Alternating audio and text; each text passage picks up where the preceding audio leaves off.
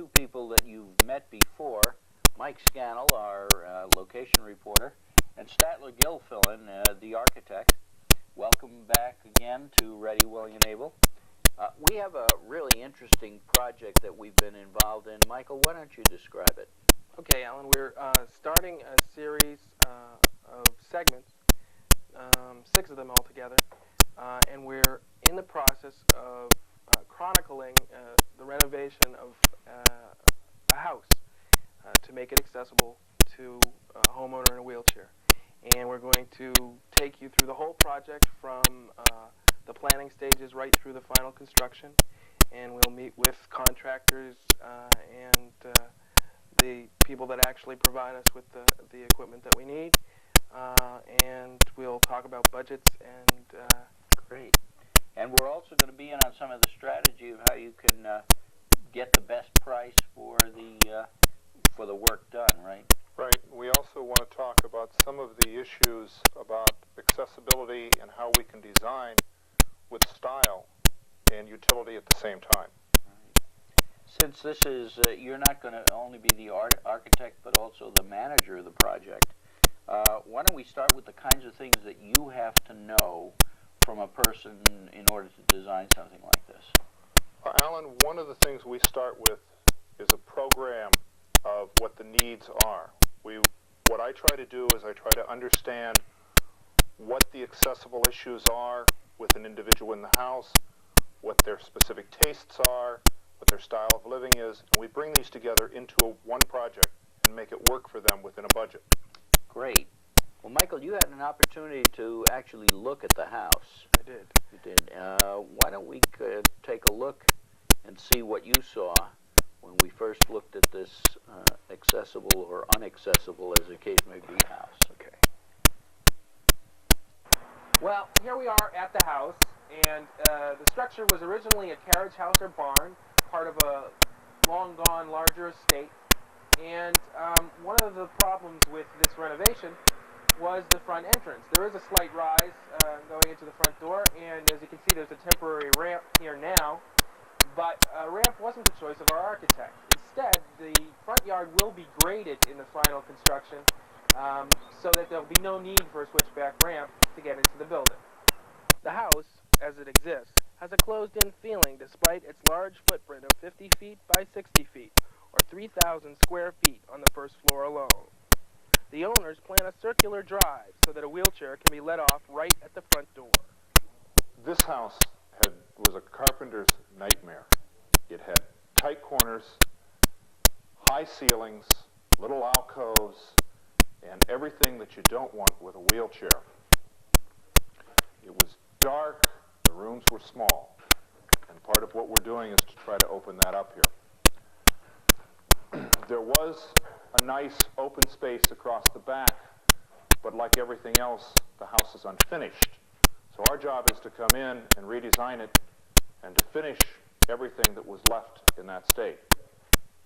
Among other things, there are no light fixtures, or very few. There are a few antique fixtures that we're going to use, but there are no light fixtures, so we need to develop a completely new lighting plan throughout this house.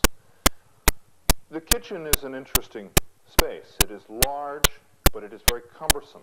It doesn't work comfortably for the current owner's needs, but there are some interesting style elements that were in the kitchen that we're going to try to work around. The kitchen floor is laid out with an alternating black and white diamond pattern, a very traditional New England pattern based on an early style. It's painted straight on the pine floors that are there. One of the things we're going to try to do with that is to clean it and to urethane it. It should give it a very interesting patina before we're finished. Throughout the house, where there are items that are left from the last construction that were put in, we hope to utilize these items. Some of the specific items that we will be maintaining is that the doors that had to be relocated, we're going to keep. Actually, we're using all but 1 or 2 of the doors that were in here. This is not only a cost savings, but the doors have some interesting detail, and they're very traditional in their look and of a quality that is sometimes hard to get today for the money. The new plan is to open up this house as much as possible. This has several benefits. It makes it much easier from a wheelchair accessibility to get around. It allows us to open up what might have been and was fairly dark into a fairly bright, airy, cheerful spaces throughout the house. I'm in the living room slash family room, dining room area now, and as you can see by the debris and the leaves on the floor, this house hasn't been lived in for 4 or 5 years. But it really is a beautiful structure with high ceilings and lots of windows here in this room. And once that wall comes down into the new dining room, it's really going to be a nice open floor plan. And open floor plans in particular lend themselves to accessibility. Alan, let us talk a little bit about what we started with on the project. We move the model down here and pull up the plan, which is an existing plan of what the building was originally. The previous owner, about 5 years ago, had developed. What we had here were a pair of hallways, very tight spaces, very constrained spaces. And from that, we tried to work with the existing bedrooms and the spaces that were here. We developed a new plan then by opening up the center of the house, creating one large hallway instead of a series of corridors, and a dining room off of this. We have essentially an open plan in here. And from that open plan, there were a number of other considerations that came about, such as providing 36-inch doors. Where we could, we used existing doors, but where necessary throughout, we made sure that the openings were accessible. We also have a roll-in shower that's a very special unit that we'll focus in on later. And at this point in the house right here, we have a very unique position. It's called the command point.